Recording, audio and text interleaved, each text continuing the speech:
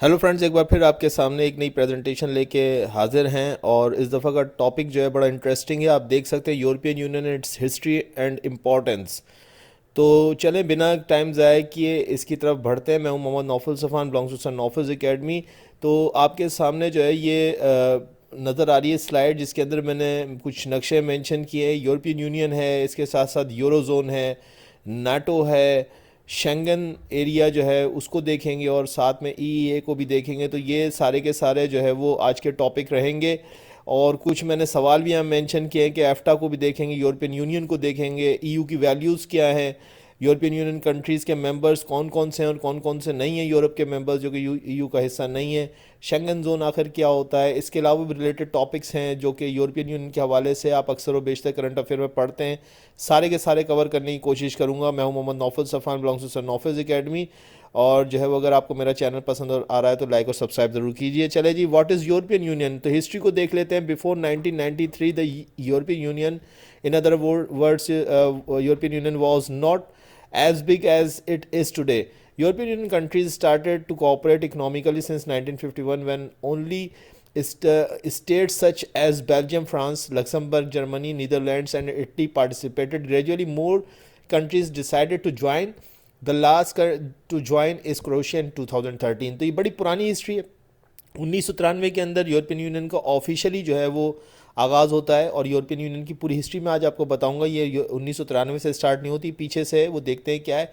European union जो है वो स्टार्ट होती है और उसके अंदर जो है वो आप देख सकते हैं सिंस 1951 से कह रहा है। और उसमें Belgium, France, Luxembourg, Germany, Netherland और इटली ने पार्टिसिपेट किया। और 1951 के अंदर यूरोपियन यूनियन जो है वो बेसिकली बनती है। उस वक्त उसका कुछ और नाम था, ये देखते हैं कि क्या स्टोरी है। ठीक है जी।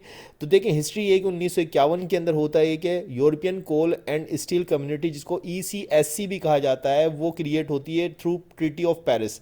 तो जो पहली, अगर आप यूरोपियन यूनियन को की फॉर्मेशन डेट जानेंगे या मानेंगे, तो वो ट्रीटी ऑफ पेरिस के through European coal and steel community ECSC कहलाती है, इसके ज़रिए से फॉर्म होती है।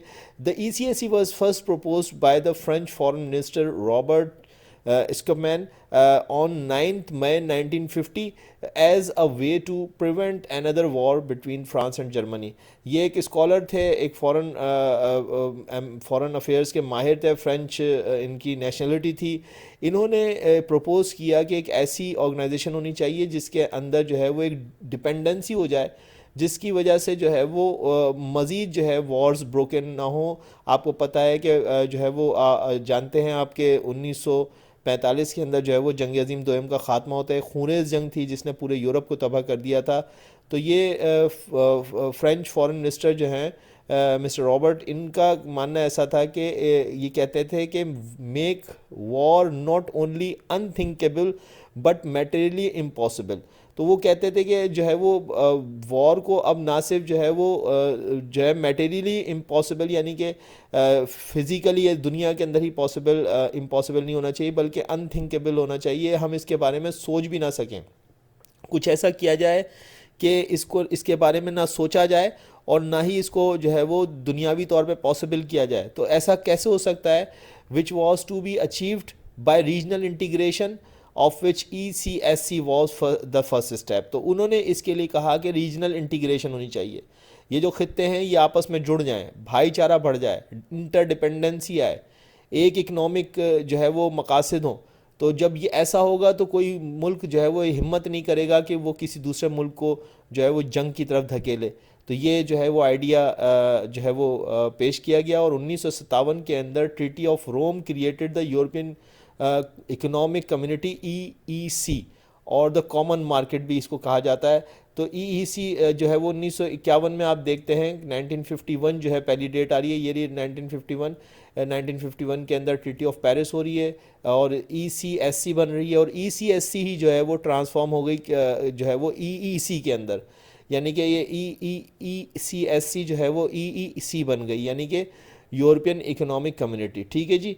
और इधर आप देखें, अगर मैंने थोड़ा सा इसको विजुलाइज करने की कोशिश करी है। ट्रीटी ऑफ पेरिस 1951 हो रही है, यूरोपियन कोल कम्युनिटी बन रही है ट्रीटी ऑफ पेरिस के ज़रिए से। उसके बाद जो 1957 के अंदर EEC बन रही है, यानी कि यूरोपियन स्टील कम्युनिटी जो है वो ECSC जो है वो कन्वर्ट हो रही है यूरोपियन इकोनॉमिक कम्युनिटी के अंदर।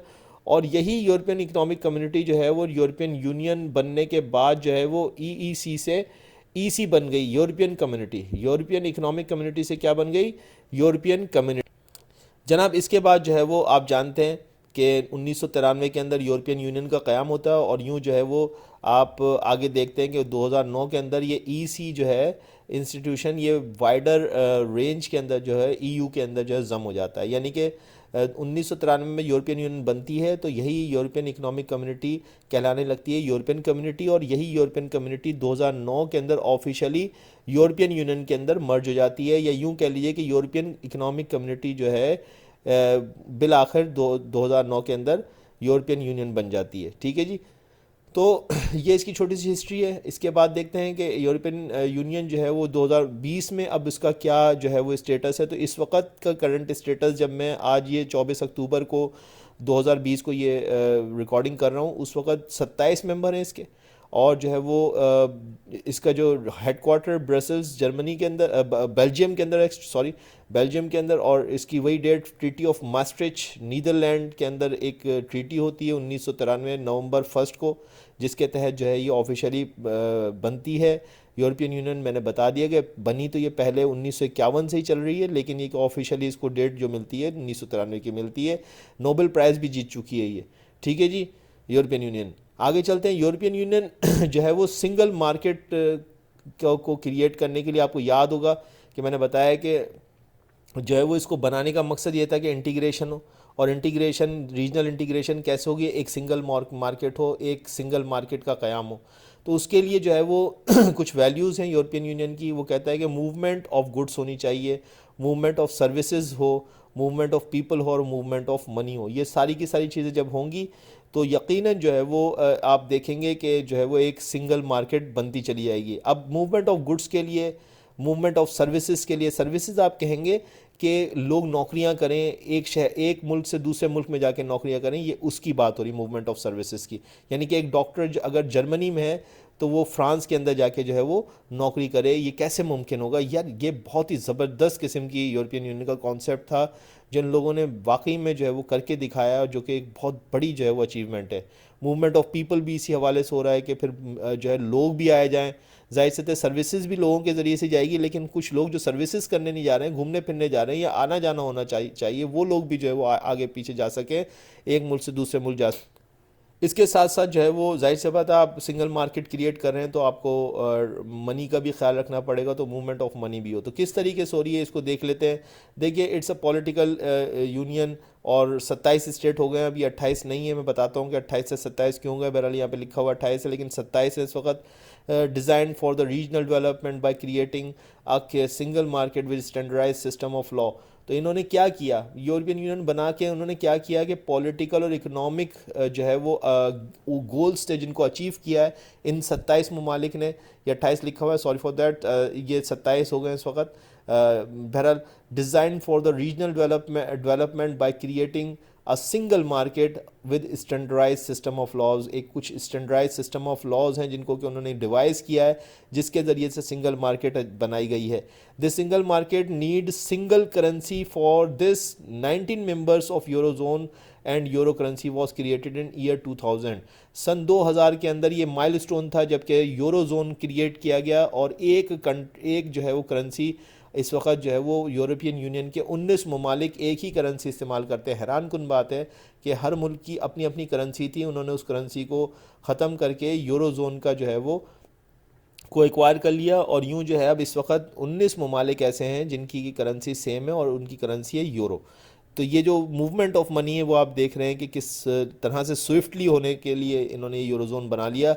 और इसके साथ साथ जो है वो उन्होंने सिंगल वीज़ा जोन बनाया, शेंगन एरिया कहलाता है 2007 के बाद। यानी कि यूरोप के अंदर जो है वो ये ममालिक जो कि शेंगन एरिया के अंदर आते, इसमें शेंगन एरिया के अंदर जो है वो 26 ममालिक शामिल हैं, 26 कंट्रीज़ आते हैं। 1995 के अंदर इसका क्रिएशन हो रहा है, और ऑफिशियली जो है 1995 में, बहरहाल ये 2007 के बाद से जो है वो ज़्यादा इफ़ेक्टिवली जो है वो बनता चला गया। इसका आगाज़ जो है वो जो इंसाइक्लोपीडिया के 1995 है। बहरहाल ये एक ऐसा जोन बनाया गया यूरोप के अंदर जो कि इस बात को मुमकिन बनाता है कि एक डॉक्टर, एक टीचर जो है वो सुबह अगर एक दूसरे कंट्री में यूरोप के बैठा हुआ है तो वो उठ के जो है वो किसी दूसरे कंट्री के अंदर जाके जो है वो अपनी सर्विसेज दे सकता है और शाम को बाकायदा वापस अपने घर लौट सकता है। वहाँ पे इतनी बुलेट ट्रेन्स चल रही हैं कि कोई मसला नहीं है। आप बहुत बड़ा सफ़र जो है वो एक आध 2 घंटे के अंदर यूज़ करते हुए जो है वो आप एक मुल्क से दूसरे मुल्क ट्रैवल कर जाते हैं। आपको कोई वीज़े की ज़रूरत नहीं है, आपको कोई किसी किस्म की जो है वो इमिग्रेशन या एमिग्रेशन की ज़रूरत नहीं है। ठीक है जी, तो ये कमाल हुआ। और थोड़ा सा देख लेते हैं, 1973 में डेनमार्क, आयरलैंड और यूनाइटेड किंगडम ने जो है वो यूरोपियन यूनियन को ज्वाइन किया। ये बड़ी इंपॉर्टेंट बात है। 1986 के अंदर सिंगल यूरोपियन एक्ट जो है वो बना। ये बड़ी इंपॉर्टेंट लाइंस हैं।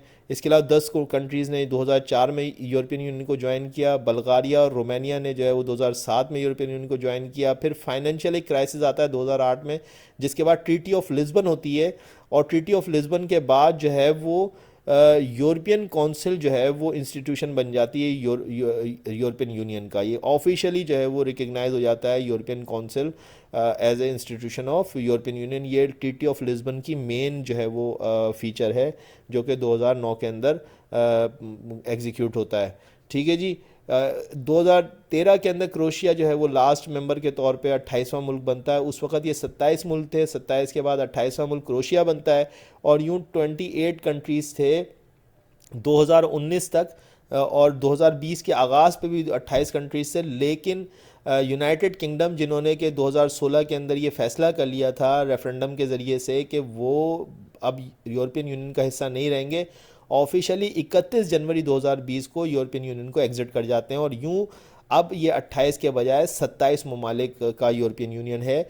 और यूनाइटेड किंगडम यूके जो है वो अब इस वक्त ऑफिशियली जो है वो यूरोपियन यूनियन का हिस्सा नहीं रहा। ठीक है जी, ये है वो बात जो मैं आपको बताना चाह रहा। इसके अलावा अल्बानिया, मोंटेग्रो, नॉर्थ मैकेडोनिया, सर्बिया और टर्की जो हैं बहुत पोटेंशियल कैंडिडेट्स हैं जो कि आप फ्यूचर में देख सकते हैं कि यूरोपियन यूनियन के मेंबर बन जाएं।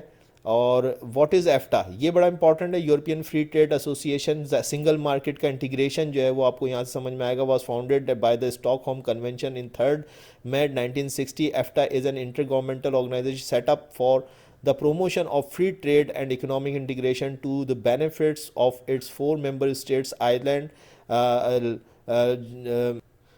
लिक्टनस्टाइन, नॉर्वे, स्विट्ज़रलैंड।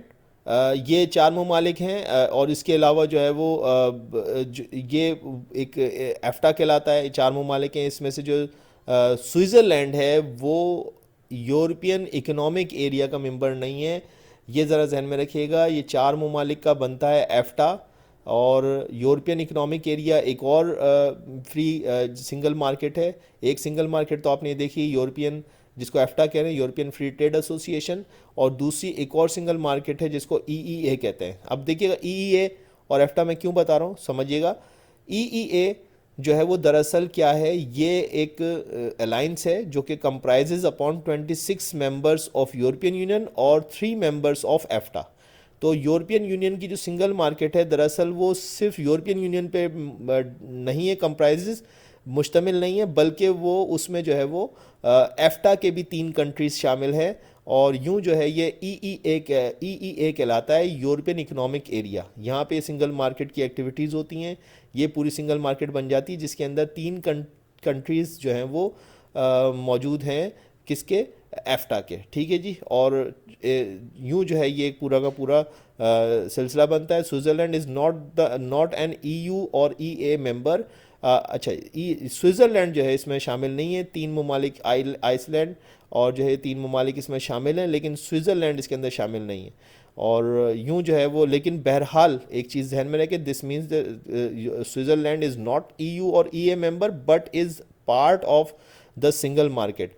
सिंगल मार्केट का बहरहाल वो पार्ट है किसी भी सूरत के अंदर, लेकिन वो इन दोनों यूनियंस को ज्वाइन नहीं करता है। ठीक है जी, ये बड़ा इंपॉर्टेंट बात थी, ध्यान में रखिए। नाटो और यूरोपियन यूनियन का क्या रिश्ता है ये सुन लीजिए कि NATO, also called North Atlantic Alliance, is an inter governmental military alliance between 30 North American and European countries. The organization implements the North Atlantic Treaty that was signed on 4th April 1949 with headquarter in Belgium. NATO Secretary General is Jens Stoltenberg. अब ये जो है वो आपने देखा कि ये situation बन रही है। नॉर्थ अटलांटिक ट्रीटी ये एक मिलिट्री अलाइंस है, ये एक सिक्योरिटी अलाइंस है। नाटो के अंदर फोर्सेस होती हैं, ये बाकायदा फौजी होते हैं।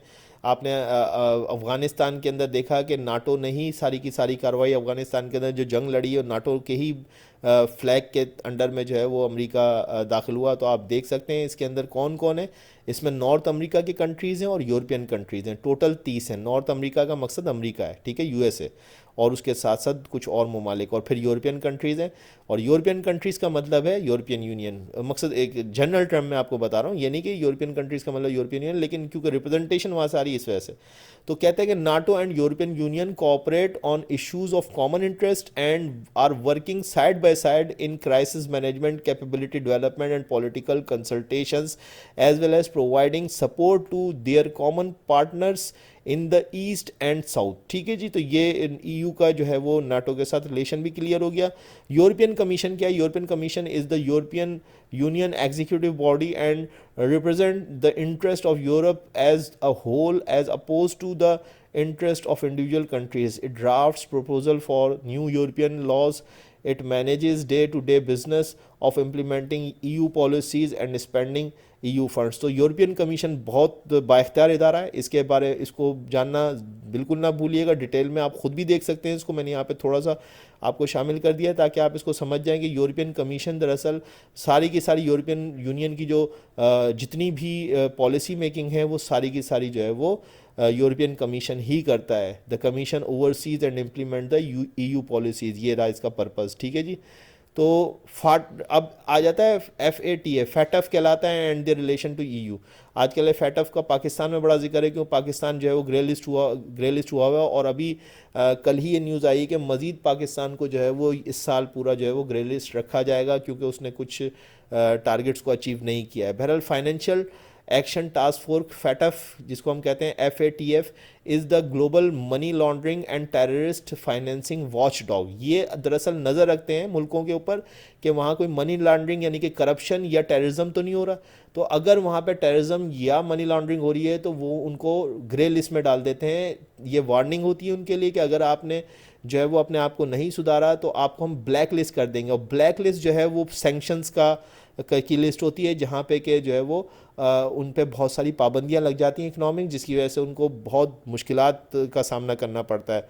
तो पाकिस्तान इस वक्त ब्लैक लिस्ट में तो नहीं है, लेकिन ग्रे लिस्ट में आ गया है। और पिछले साल तो बहुत ख़तरा था कि ब्लैक लिस्ट में चला जाए, लेकिन बहरहाल अच्छी कानून साजी के ज़रिए से पाकिस्तान ने अच्छे स्टेप्स लिए। इसका जो इसके अंदर मसला ये कि इसके अंदर 39 मेंबर हैं, यानी कि 37 तो जुरिस्डिक्शंस हैं और 2 रीजनल ऑर्गेनाइजेशन हैं, GCC और EU। तो यूरोपियन यूनियन का इसमें बहुत बड़ा इन्फ्लुएंस है, यानी कि 27 member as a European Union एक मेंबर के तौर पे इसमें शामिल हैं। और इसके अलावा पूरी दुनिया से ही इसमें ममालिक शामिल है। तो ये एक बहुत ही इफेक्टिव और बहुत पावरफुल इस वक्त दुनिया के अंदर जो है वो फैटफ आपको नज़र आती है एक वॉच डॉग के तौर पे। और इस वॉच डॉग को मुतमईन करना, ये वॉच डॉग का अंग्रेज़ी मतलब होता है वो लोग जो कि पूरी दुनिया के ऊपर या किसी भी मामले के ऊपर नज़र रखते हैं और वो बताते हैं कि क्या करना और क्या नहीं करना है। तो वॉच डॉग इसको कहते हैं। तो ये बेसिकली EU का इसमें बहुत बड़ा रिलेशन है। यूरोपियन यूनियन जो है इसके हवाले से बहुत ज़्यादा इन्वॉल्व है और पाकिस्तान को जो है वो इसको सेटिस्फाई करना है फैटफ को, वरना तो बाद में पाकिस्तान के लिए तिजारती तौर पे ग्लोबली एग्जिस्ट करना बहुत मुश्किल हो जाएगा। इनके प्रेसिडेंट जो हैं वो मार्कस प्लेयर हैं और इसका मेन पर्पज़ ये है कि combat money laundering and terrorism. तो आई होप कि पूरी की पूरी प्रेजेंटेशन आपको पसंद आएगी, और अगर पसंद आई तो प्लीज़ सब्सक्राइब और लाइक कर दीजिएगा। Thank you very much.